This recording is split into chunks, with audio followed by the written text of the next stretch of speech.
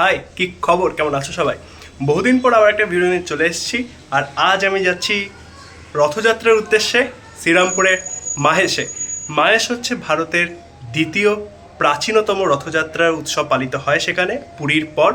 তো আর বিশাল বড় করে সেখানে মেলা বসে।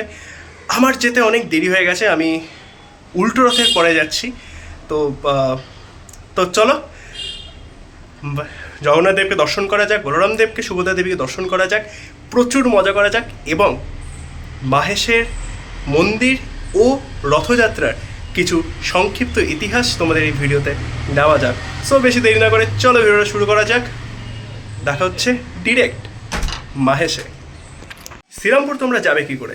তোমরা তোমাদের নিকটবর্তী স্টেশন থেকে ট্রেন ধরবে, ব্যান্ডেল লোকাল বা শেওড়াফুলি লোকাল, তারকেশ্বর লোকাল, বর্ধমান, সব ট্রেনেই শ্রীরামপুর স্টেশনে তোমরা নামবে এবং সেখান থেকে তোমরা টোটো অটো পেয়ে যাবে, যেখানে বলবে মাহেশ যাবে এবং তোমাদেরকে তারা একদম মাহেশে নামিয়ে দেবে।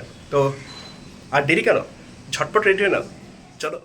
ভারতের দ্বিতীয় ও বাংলার প্রাচীনতম রথযাত্রা উৎসব পালিত হয় শ্রীরামপুরের মাহেশে। এবছর যা 630 বছরে পদার্পণ করল।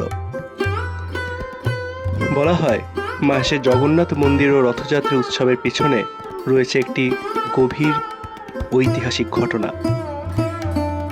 কথিত আছে চতুর্দশ শতকে ধ্রুবানন্দ ব্রহ্মচারী নামে এক বাঙালি সাধু পুরীতে তীর্থ করতে গিয়েছিলেন। তার ইচ্ছে হয়েছিল তিনি জগন্নাথ দেবকে নিজের হাতে ভোগ রেঁধে খাওয়াবেন, কিন্তু পুরীর মন্দিরের পাণ্ডারা তাকে বাধা দেয়, তাকে অপমান করে এবং তাড়িয়ে দেয়। এর ফলে তিনি চরম দুঃখ পান এবং আমরণ অনশনে বসেন। বলা হয় কিছুদিন পর জগন্নাথ দেব তার স্বপ্নে আসেন এবং তিনি তাকে বলেন হুগলি নদীর তীরে মাহেশ নামক একটি গ্রামে তার মন্দির প্রতিষ্ঠা করতে এবং সেই নদীর তীরে যে দারুব্রহ্ম বা নিমকাঠ ভেসে আসবে সেটি দিয়েই জগন্নাথ দেব, বলরাম দেব এবং সুভদ্রা দেবীর মূর্তি বানিয়ে পুজো আরম্ভ করতে। সেই স্বপ্ন অনুসারে ধ্রুবানন্দ ব্রহ্মচারী মাহেশে আসেন এবং তিনি সত্যিই দেখেন একটি কাঠ হুগলি নদীর তীরে ভেসে এসছে এবং তিনি অত্যন্ত ভক্তির সঙ্গে সেই কাঠ দিয়ে মূর্তি বানান এবং প্রভু জগন্নাথের, বলরাম দেবের এবং সুভদ্রা দেবীর পুজো আরম্ভ করেন।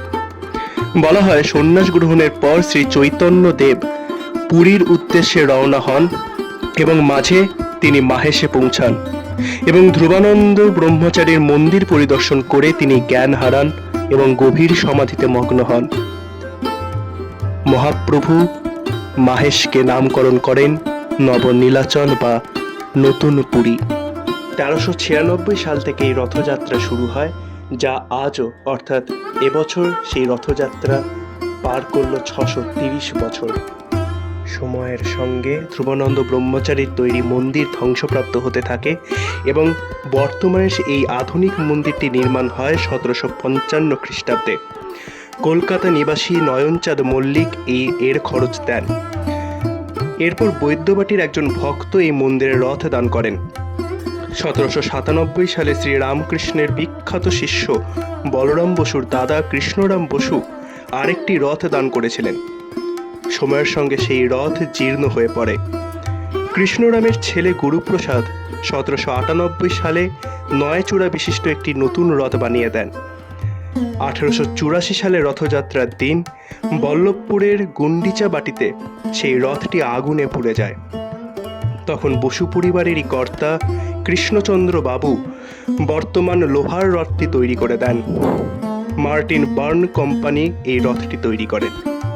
রথযাত্রার দিন বিকেলবেলা স্নানপিড়ি ময়দানের সামনে থেকে যেটি রথ ধরে প্রায় 1 কিলোমিটার পথ অতিক্রম করে মাসির বাড়ির মন্দিরের পথে পৌঁছানো হয়। সাথে লক্ষ লক্ষ দর্শনার্থী উপস্থিত থাকায় প্রায় 2 ঘন্টা সময় লাগে মাসির বাড়ি যেতে এবং 8 দিন পর পুনঃযাত্রা বা উল্টো রথের দিন ওই পথেই রথ স্নানপিড়ি ময়দানে ফিরে আসে। রথকে কেন্দ্র করে চলে এক বৃহৎ মেলা, যে মেলায় প্রতিদিন বহু মানুষের আনাগোনা হয় এবং সাহিত্য সম্রাট বঙ্কিমচন্দ্র চট্টোপাধ্যায় তার রাধারানী গল্পে এই মাহেশের মেলার গল্প উল্লেখ করেছেন। ভিডিওটা ভালো লেগে থাকলে অবশ্যই ভিডিওটা একটা লাইক করে দাও, আর কেমন লাগলো তোমাদের ভিডিওটা সেটা কমেন্ট করে জানাতে কিন্তু একদম ভুলো না।